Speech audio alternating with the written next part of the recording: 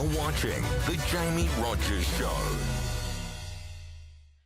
Hello and welcome to the program. It is great to have your company.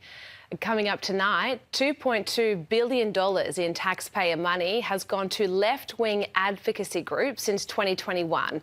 Are taxpayers funding an ideological ecosystem that's shaping public opinion?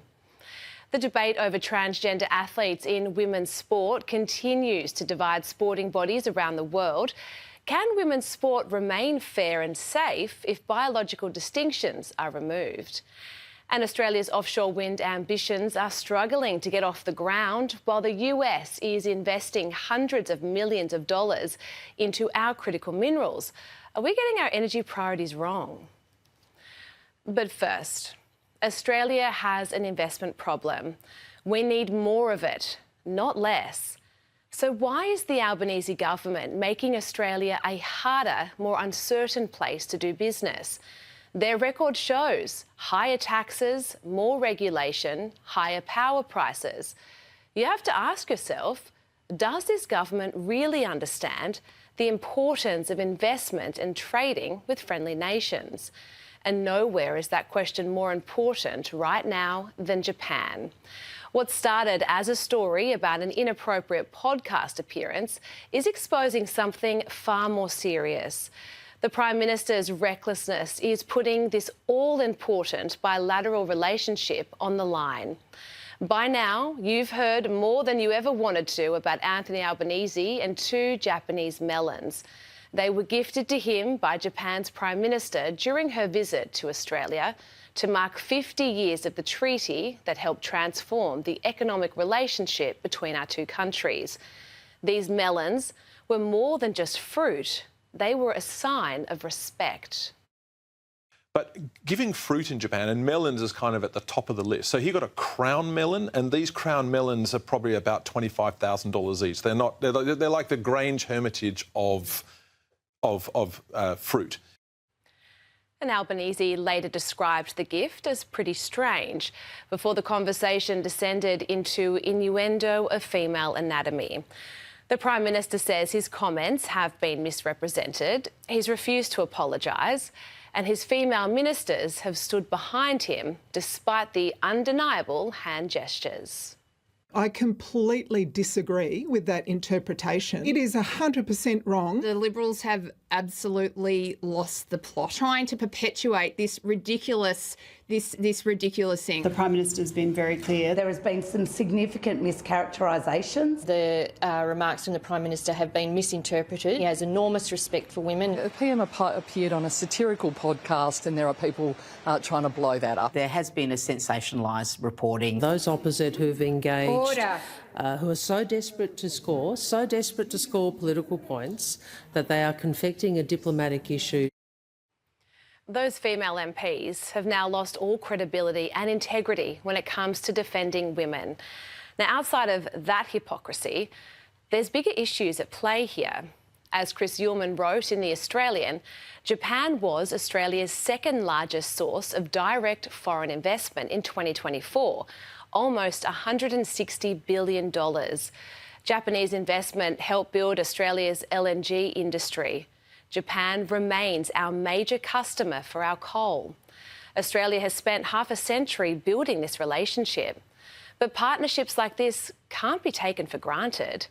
Queensland shocked Japanese investors when it dramatically increased coal royalties without consultation under the previous Palaszczuk government. Now there's uncertainty over the Albanese government's gas policies, including domestic gas reservations and discussions around further tax. And over the next 15 years, the long-term LNG contracts that have underpinned Australia's relationship with Japan will gradually expire, and Japan will have decisions to make. And Australia isn't the only country knocking on their door. Canada is coming for that business. The United States, they want it too. Canadian Prime Minister Mark Carney travelled to Tokyo and said this. Canada is in a position where we can double our LNG exports within the next by the end of this decade, and double again by the end of the following decade. So think about that. while our Prime Minister is explaining what he did or didn't mean by a joke about the Japanese Prime Minister's melons, our competitors are talking to Japan about investment, energy security and the next several decades. Does this government understand that the world is competing for capital and Australia can no longer assume it will just flow here? Japan already has almost $160 billion invested in this country. That's a relationship you don't take for granted. And when it comes to the next generation of major projects and energy contracts, Australia isn't automatically entitled to Japan's business. Anthony Albanese can dismiss the melon saga as a distraction, but Australia's relationship with Japan is anything but. There are billions in investment, major energy contracts and Australian jobs at stake.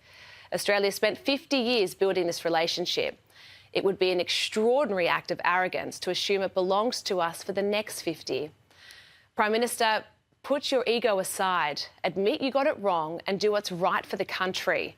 When ego becomes more important than judgment, Australia will pay the price. Immigration will be one of the defining battlegrounds of the next federal election, and here's why. Since July 2022, Australia's population has increased by almost 2 million people. Over roughly the same period, the number of dwellings increased by about 616,000. Now, using the long-term average of 2.6 people per dwelling, that's enough new housing for around 1.6 million people. You can see how the numbers don't stack up. So Angus Taylor has committed the coalition to linking migration to the number of homes Australia builds.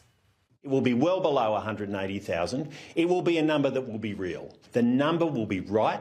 It will be capped based on the number of houses available. It will be well below 200,000. I fear it will have to be substantially below that.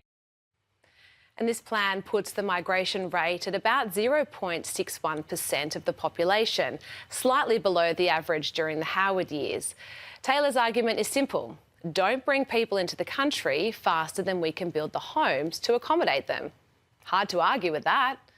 Then there's Pauline Hanson. One Nation will go considerably further. If we actually bring in probably net migration, about 130,000 people, but we've got quite a few people who do leave the country every year by all means, but if we have a balance out of about 130,000 a year. And today, Hanson is proposing another major change, stopping migration from countries where DFAT tells Australians do not travel. Her argument is essentially this: if the Australian government believes a country is too dangerous for Australians to visit, why are we accepting migrants from that country? It's punishing everyone for the sins of a few. Would you agree?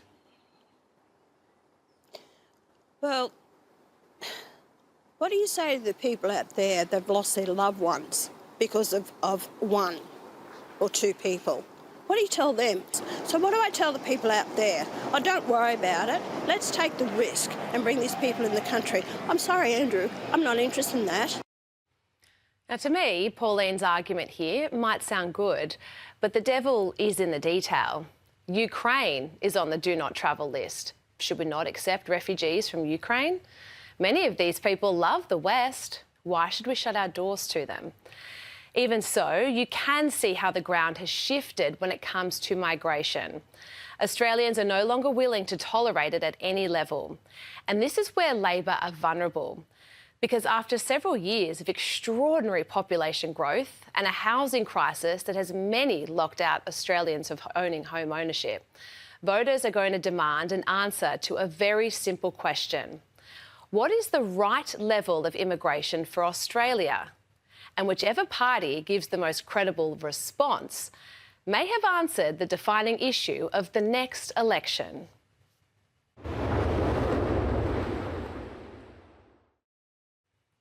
Well, it's time to bring in my panel now, Independent MP Tanya Mihailuk and former New South Wales Police Minister David Elliott.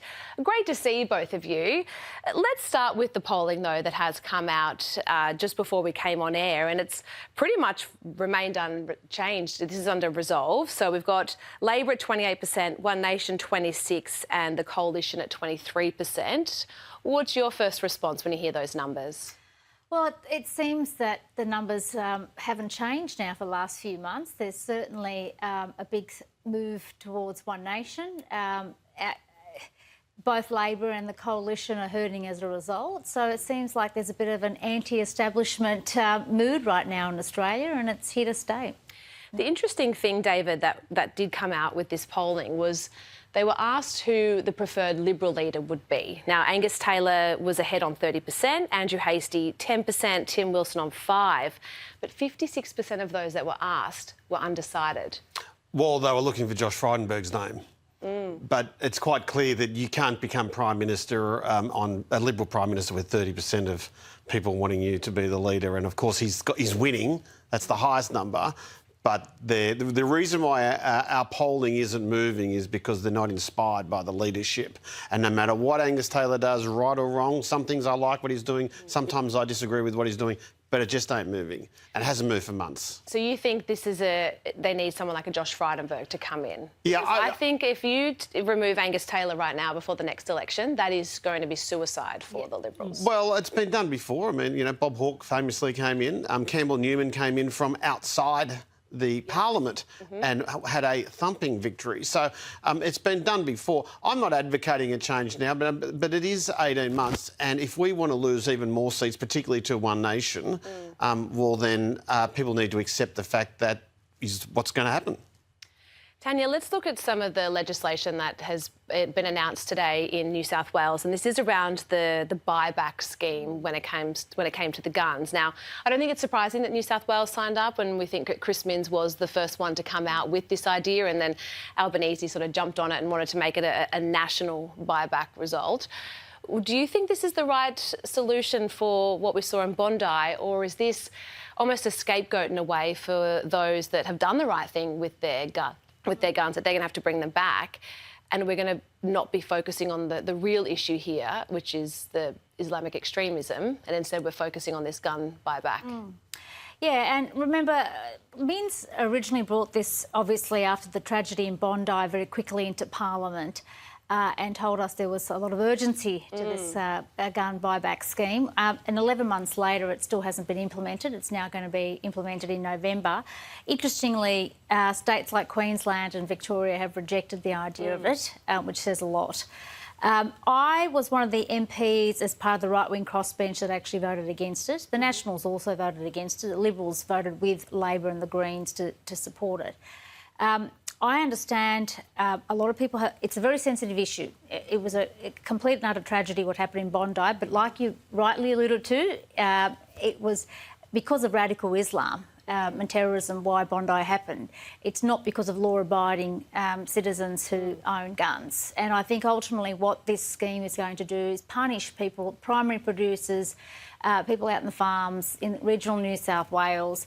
It's not going to mean that a bunch of people who are, trading in illegal tobacco or drug dealers or part of organised crime are not going to suddenly turn up to the police station and go, here you are, here's my gun, I'm so happy to submit it back. What it will mean is that law-abiding citizens in Australia, particularly obviously in New South Wales, are going to be hurt. They're going to lose money out of it. The scheme itself is something like it's going to cost $1 billion for taxpayers. But even then, will it really compensate the people that own guns? Probably not. But look, there's still a lot of detail to, I think, unpack with this. So I think $450 for an air rifle. And when's the last time an air rifle was involved in a fatal shooting? So there's a lot to sort of unpack with the detail here.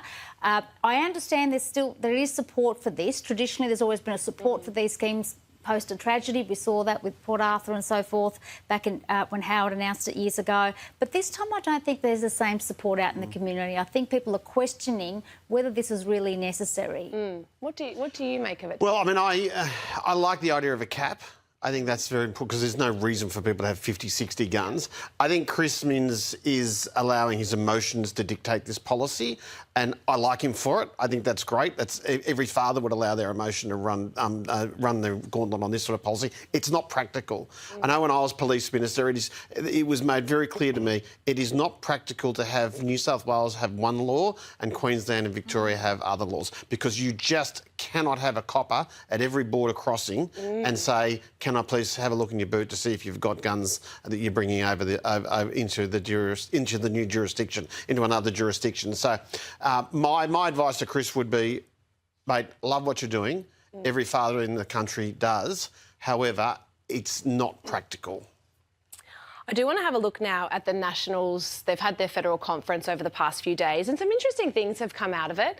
In particular, they really want Australians to love our country again and really get that patriotic pride back into it.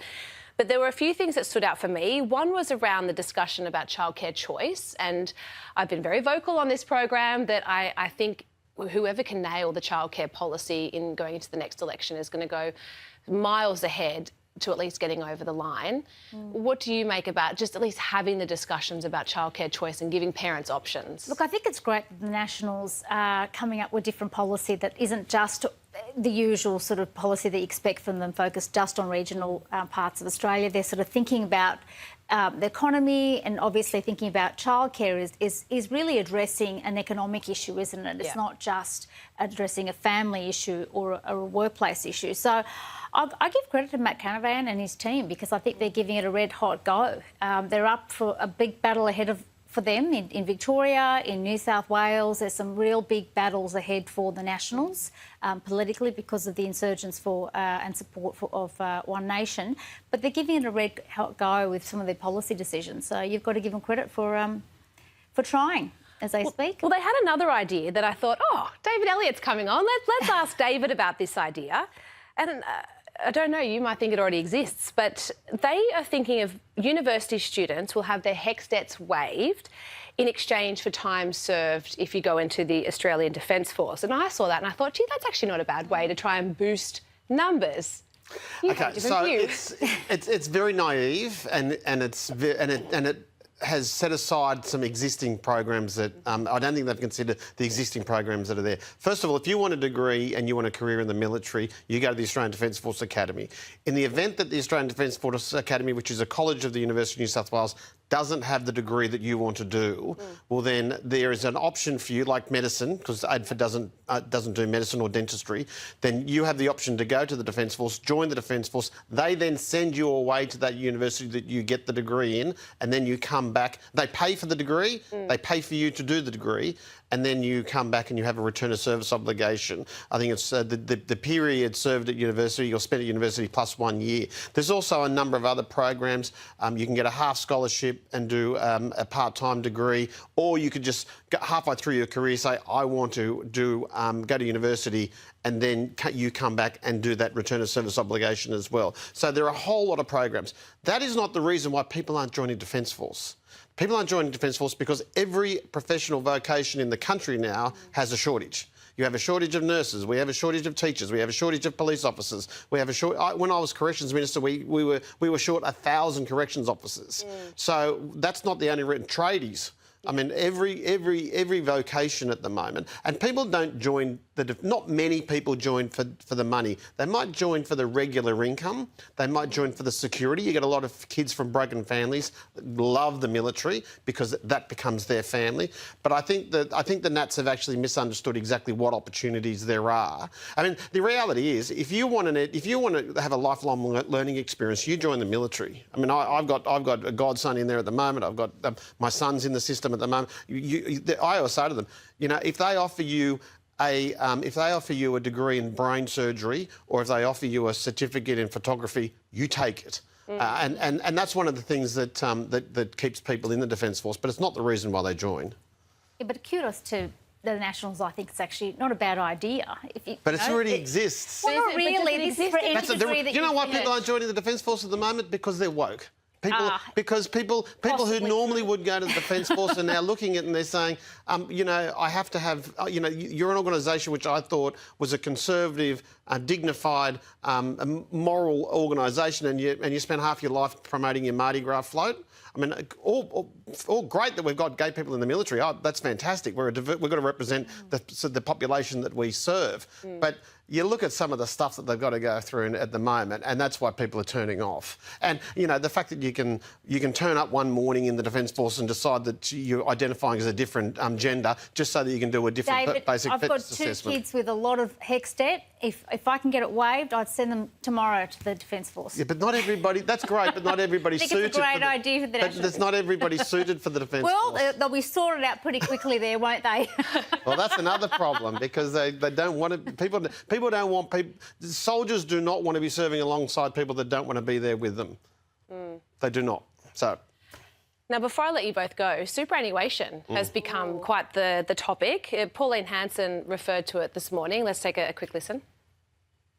A lot of Australians are doing it tough now and struggling to pay off their mortgages. In some ways, I feel that you should give them their money now and let them help them with the cost of living. Superannuation should be lightened up a bit so people can utilise this money in times of crisis. It is their money.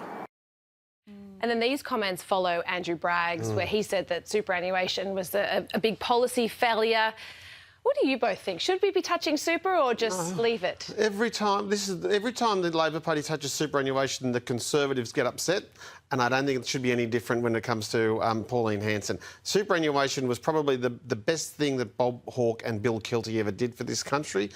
It's, you know, we've now got trillions stashed away. I got a bit nervous the other day when I heard Anthony Albanese call it a national asset. It ain't, mate. It's my asset. You bugger off. But I think governments of the day see it though, don't I know. Yeah. But I think this is very naive.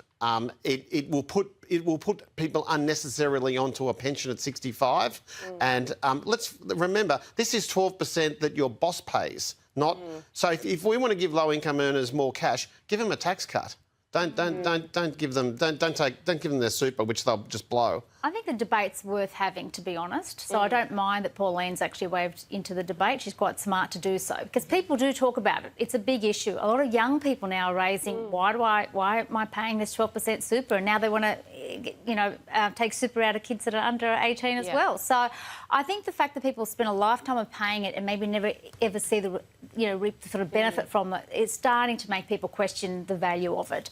I think it should go towards housing. I'm a big believer in allowing people to use it for a deposit for a home or helping to pay off their mortgage. I don't necessarily think low-income earners should be not having super paid for them because it'll actually leave them in forever being low income, to be honest. So it's not necessarily the right approach. But let's question it because it's worth actually having that debate. So I'm glad the Coalition is having the debate. I think you do need to debate super. It's a huge $4.5 trillion industry in Australia, controls a lot of levers in Parliament, in politics, the union movement, commercially. I think you have to have the debate. It's interesting. Out of all of the feedback and comments I get, superannuation, I can honestly tell you, has not once ever come up. And so it makes me just think maybe it's something that people are happy. My part of the world. Everyone at home, let me know what you think. Tanya and David, I really appreciate you coming in tonight.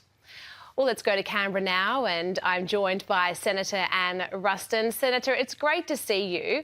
I've got a few things I want to cover with you tonight, but I do want to start with that student protest that we saw last week where there was those threats to kill Pauline Hanson. And when I was watching what was unfolding on the streets, and I just thought, how concerned should we be that parts of our education system appear to be really pushing young children towards this far-left extremism? And what do you think the Coalition could do to address this?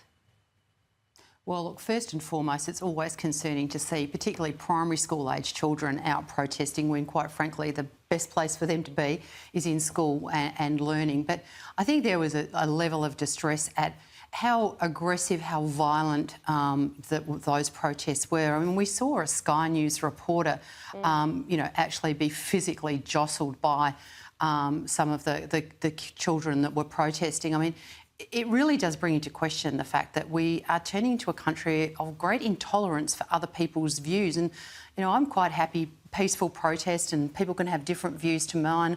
That's part of the public debate. But when people become intolerant to the point where they're, making statements like, kill a political figure or, actually becoming physically violent, there's some real questions we have to ask about what is inciting this kind of behaviour, particularly in people as young as they were at that protest? Yeah, it was definitely concerning to watch. Now, I know that you love your sport, and I wanted to get your thoughts on the AFL's decision to allow this transgender athlete to compete in Women's Community League. And this comes despite 3 teams complaining about it. Look, I think first and foremost, the obligation of every code is to make sure that their game is safe for their players. And when you're talking about a contact sport, and quite an aggressive contact sport like football, you would have to question about making sure whether the AFL have actually thought through the safety aspect of the additional power, the additional strength of somebody who has a biological advantage. And I think, the questions that we should be asking the AFL, are they absolutely certain of the safety of the other players on the field? Because that must be, first and foremost, the number one thing that any code, particularly in a contact sport, prioritises when they make these decisions.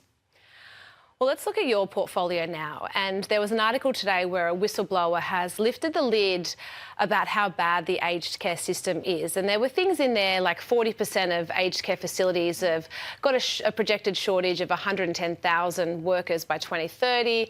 And there's more that we'll go through in a sec, but I was reading that and I thought Labor's been in government now for 4 years. What needs to happen to stop these conditions deteriorating even further? Well, look, first and foremost, what we heard from these whistleblowers, it's the kind of things that we heard during the Royal Commission are just simply unacceptable. Older Australians should not be subject to those sorts of conditions. So, first and foremost, we have to think about the older Australians. But, quite frankly, this government has failed on every single metric when it comes to the reforms that they said they were going to put in place. Remember Anthony Albanese? But before the 2022 election, I'm going to put the care back into aged care. Nothing could be further from the truth. And what they've done is they've tied up the entire sector with all this red tape and all of this reporting.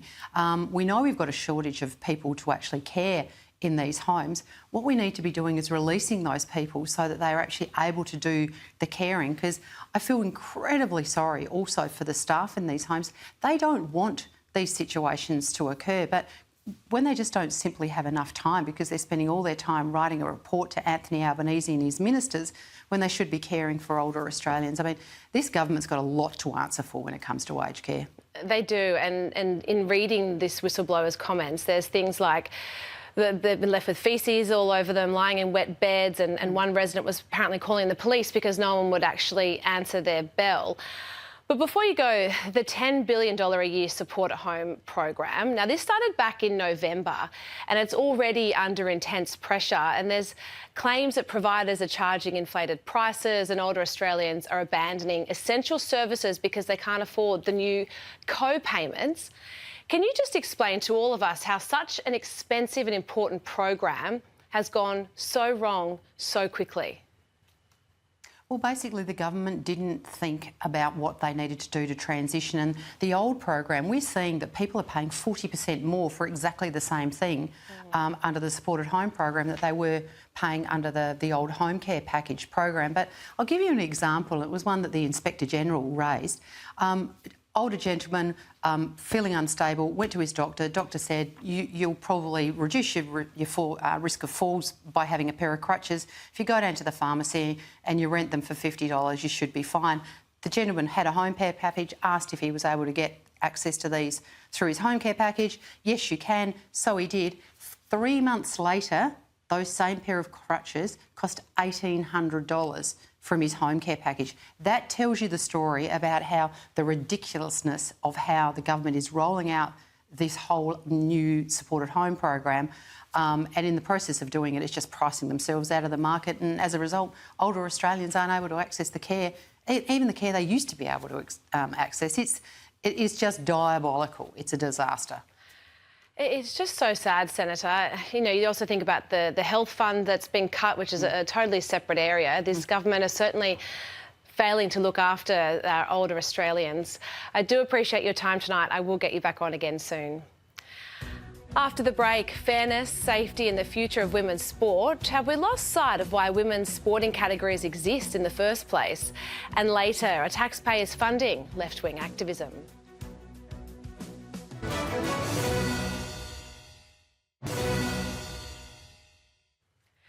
Welcome back. The debate over transgender athletes competing in women's sport has become one of the most contentious issues facing sporting organisations around the world. A report from Women's Forum Australia argues that athletes who have gone through male puberty can retain significant physiological advantages and warns Australia's laws are failing to adequately protect single-sex female sport. For more on this, I'm joined by Women's Forum Australia CEO Rachel Wong. Rachel, thank you so much for coming in. This is a topic I have been following quite closely for some time now, and I've read through your report, and it's interesting because ultimately the debate comes down to what's the point of having a women's only category if you are going to have biological males coming in competing? I mean, look, Jaimee, I think that's the obvious question that everyone should be asking. Single-sex sport exists for a reason. It's not because we think boys are icky and we don't want to play with them. Yeah. It's because there are legitimate concerns around safety and fairness. And that's because males have physiological advantages when it comes to speed, strength, stamina and more. And those are not negated by a self-proclaimed gender identity. I think in 2019, which is when I really started to follow the transgender debate, was off the back of Leah Thomas, who was the swimmer. And I always use the comparison that before Leah transitioned, was a very average male swimmer. Wasn't even in the top 200. Comes out in 2019, is now a female and just dominates the pool. There were a few occasions when the biological women would win, but predominantly of the time Leah would go on and break all of the records. And I think that your research is highlighting exactly this problem, that even though they've transitioned, when they've gone through puberty, males still have the advantage of just their size and their physical strength in comparison to biological women. Yeah, that's right. Look, our report surveyed the research that was out there, which shows that on average, males are up to 50% stronger, 30% more powerful, 15% faster than female athletes, and that these advantages are not negated by testosterone suppression. And Leah Thomas, who, as you say, was an average male athlete who then went to winning women's competitions, is case in point. And like breaking records, and yeah, I remember watching that thinking, what is going on? So what do you say then to the AFL, who just recently has approved a transgender player to compete in the community level of the competition? And it is worth noting that when it comes to AFLW and their state league, they base it on testosterone levels and that sort of thing. But when it's the community level, it is purely off gender identity. You can just walk in and say, I now identify as a female, and you are entitled to go and play. What do you say to the league off the back of their decision? I think that what they have decided to do is an absolute disgrace. For years, we have had parents and female athletes reaching out to us, telling us about their concerns, many of them being too scared to go on the record or to speak up publicly. Now we finally have female athletes who are brave enough to speak out, and they're being ignored. And I just think it's shameful and it's heartbreaking. And I mean, just yesterday, we had a mother of a woman in New South Wales who plays AFL reach out to us saying that her daughter was currently in hospital getting x-rays and CT scans because she had been tackled by a 6'1" male identifying as a woman in that league. This week, we also had another woman reach out to us from South Australia saying that her daughter would no longer be playing there because they'd heard of another woman who had had a limb broken by a transgender player. What's the AFL waiting for? For women to die? And to your point, when we talk about inclusion, the people that are being forgotten about here are the biological women and the young girls. And that's why I always have been so passionate about it, is I think of the young girls in these situations, and ultimately they miss out on their spot, or they miss out on a sporting career or a medal or a record or just being able to participate.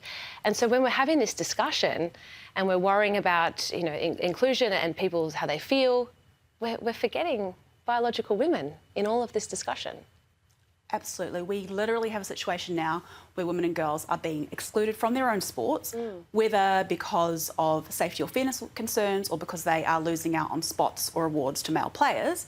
And, you know, as you know, women's sport it's taken a long time for it to be taken seriously, for women to even have their own sporting categories. And now we're even worse off than we were initially because men being allowed to compete in women's sport has made the whole thing a complete joke and has effectively eradicated the female category. Which is why it's been really interesting watching over in the US, where those ex-NBA players have then said, well, we're going to go and enrol for the WNBA because all we have to do is say that we are women. And they're trying to open up and show the hypocrisy in a way of saying, well, what's the point in having the W here because I can go play tomorrow. And so I like to see it when males do stand up to help support women's sport and the integrity of the game. How much of an impact do you think it will be if they can change the Sex Discrimination Act to put back in the definition of female? Will that be able to put a line through the sand of all of this when it comes to transgender athletes in women's sport? I think restoring the biological definition of woman and restoring very clear sex-based protections in the Act will make a difference. At the moment, there are protections for single-sex sport, but they're optional rather than mandatory. And because of ideological capture, because of fear, sporting organisations have actually taken the self-ID route rather than protecting women and girls. And that's also been compounded by the guidelines, which are read in conjunction with the law put out by the Australian Human Rights Commission for transgender inclusion in sport. And we know that the Commission is entirely captured by gender ideology. So when you've got the current confused Act plus those guidelines, it's no wonder sporting organisations are going down that pathway. Rachel, you're doing a really good job. Keep it up and come back on and keep us updated on your work with your progress. Thanks, Jaimee. Well, after the break, the US is investing $400 million in an Australian critical minerals project that could replace China's entire current supply of scandium. And from subsidised groceries in New York to a $2.5 billion lifeline for an Australian aluminium smelter, a taxpayer is being forced to pay for problems created by government policy.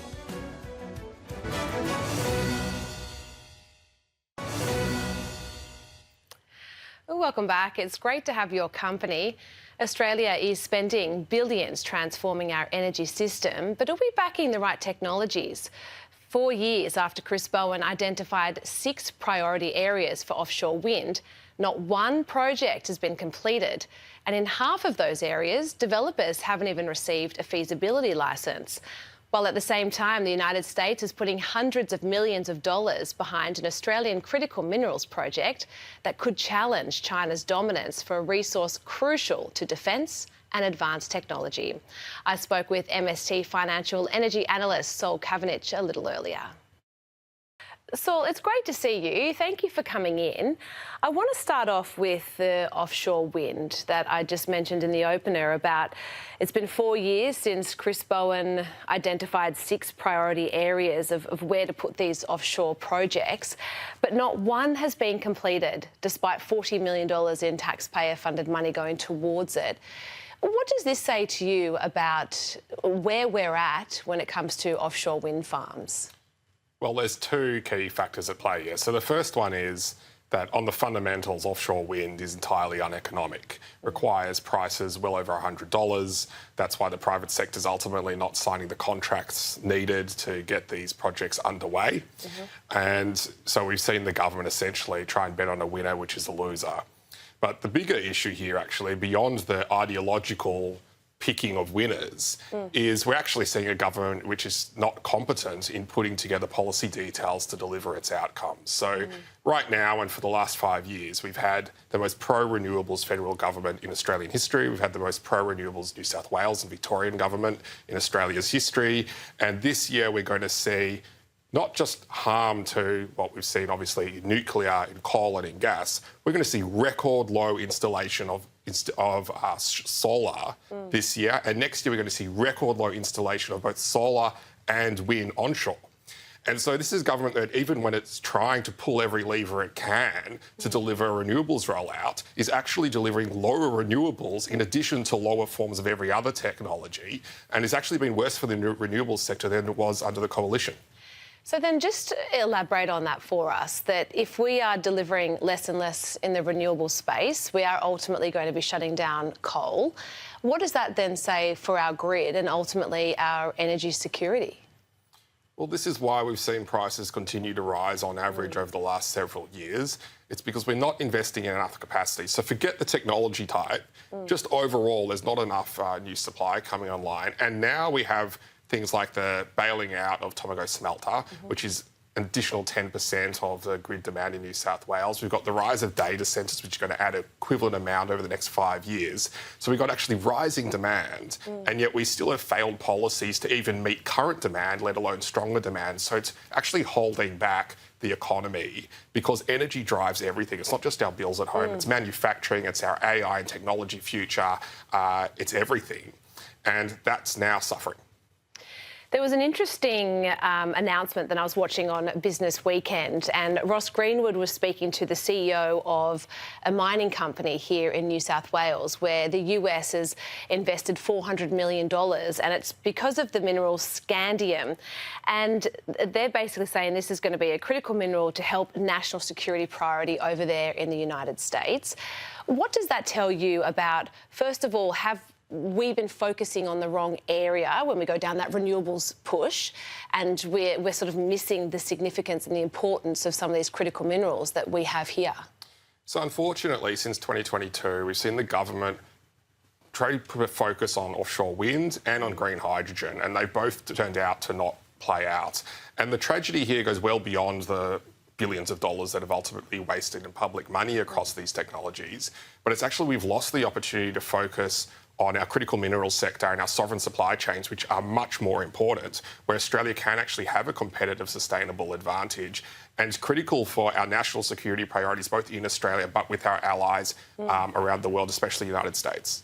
And just tell us about how, China has such a big hold in that critical minerals space that Australia could almost become the go-to partner, and countries don't have to then necessarily rely as heavily on China if they come to us. But would that ultimately mean we need to start digging and removing red tape so that it is easier for us to get things out of the ground? Absolutely. So from a national security standpoint, the critical minerals that go into everything for defence, especially the latest technologies regarding drones, aeronautics, submarines, they rely on critical minerals.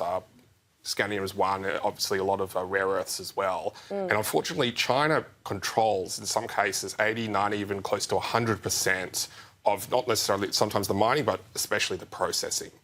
And which means we actually don't have the ability to continue to procure and resource our national security sectors, both here in the United States and Europe and Japan, with our key allies, if China decides to turn the tap off. And we've seen that China's been willing to turn the tap off on critical supply chains where it suits them.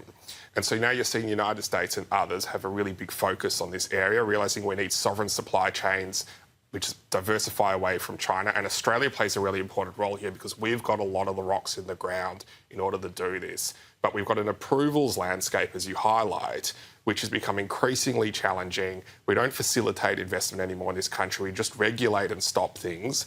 But from a national security standpoint, let alone an economic security and a job standpoint, we need to get back to wanting investment in our natural resources again.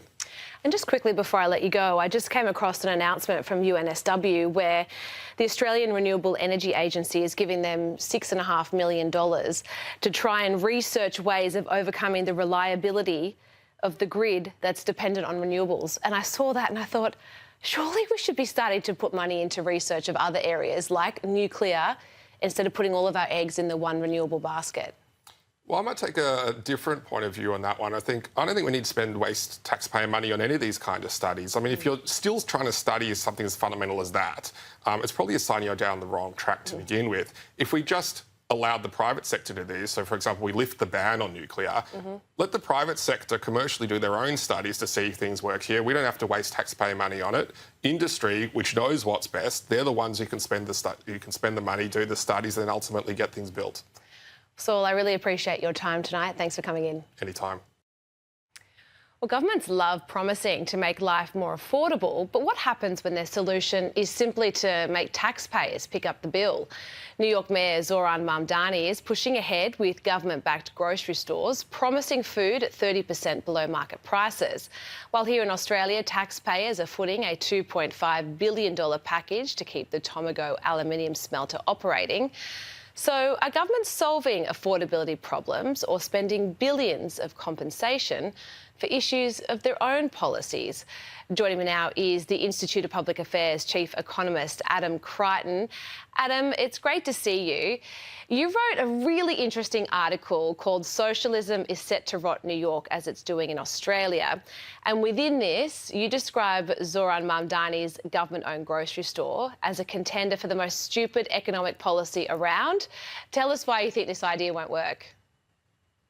Well, look, it's the only country in the world, I think, that's going to have government-owned grocery stores. Actually, Queensland tried this back in the 20s with butcher stores. Of course, they didn't work. The food industry is one of the most brilliantly efficient sectors of the private sector in the world. It's a very strange idea for the government to get involved in that sector.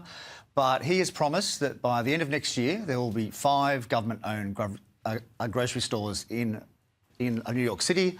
Locations are yet to be decided. It's going to cost $70 million. And the idea is that a core range of goods will be 30% cheaper than the so-called market price, and that is going to help supposedly cost of living.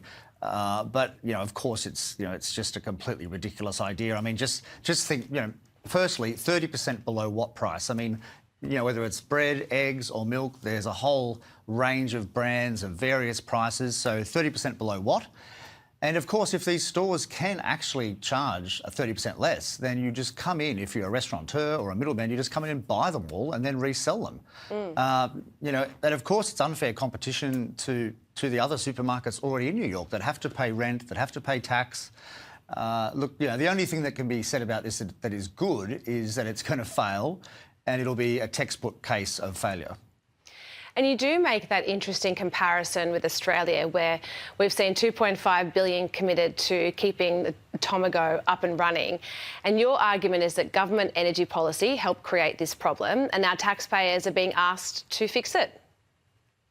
Yes, look, it's complete madness. I mean, it's government regulations, the forcing of solar and wind into the grid, which has made coal unviable, that has led to massive increase in energy costs for the smelter. And so government has caused it to be unviable, and they've spent billions of dollars to do so, subsidising various things. And now they're going to spend another $2.5 billion to save it. And of course, this isn't the only smelter. There have been other smelters around Australia that have had to be bailed out, and steelworks.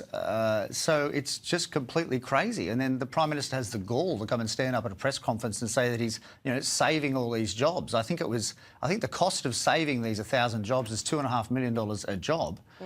It's sad that more people don't see the insanity of this, that they just get away with this. The government is causing this in the first place and then bailing them out. It's a very sorry state of affairs. I mean, of course, I was talking about New York. It was a bit of fun, but that's only $70 million. This is $2.5 billion in a much smaller country. So it's, it's really more stupid, more insane in our case. Now, the IPA has revealed some staggering numbers. $2.2 billion of taxpayers' money has gone to left-wing advocacy groups that's focused on things like climate policy, welfare state and diversity. And what I found interesting within this research is that the IPA found no equivalent funding on the other side. But how is this not seen as taxpayers out there funding the ideological ecosystem that's designed to distort the democratic debate? Well, they certainly are. I mean, this even shocked me, these numbers. This was done by my colleagues, and it's a fantastic piece of research. I mean, $2.2 billion basically given to 100, various think tanks and lobby groups and so forth. But basically, these are hard left groups, whether it's environmental groups or diversity groups or Indigenous type groups.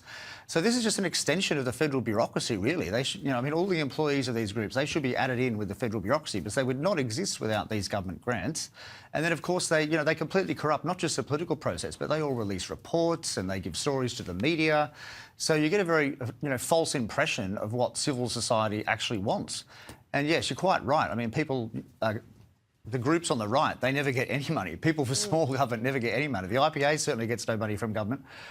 So this is a shocking state of affairs. And I must say, it's not just the Labor Party in government that's done this. I believe the 2021 financial year, there was something like 500 million, 600 million given to these same sorts of groups. So, it's kind of the uni party, really, as some people like to say. It's certainly a staggering amount of money, though. But Adam Crichton, I appreciate your time tonight. We'll chat to you again soon.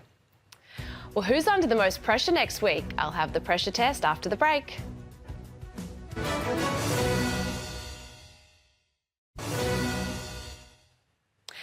AFL boss Andrew Dillon, you're the pressure test. Your organisation has enormous influence over Australian sport, and with that influence comes responsibility.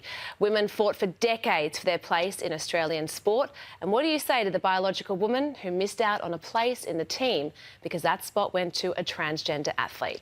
That's it from us. We'll see you next week.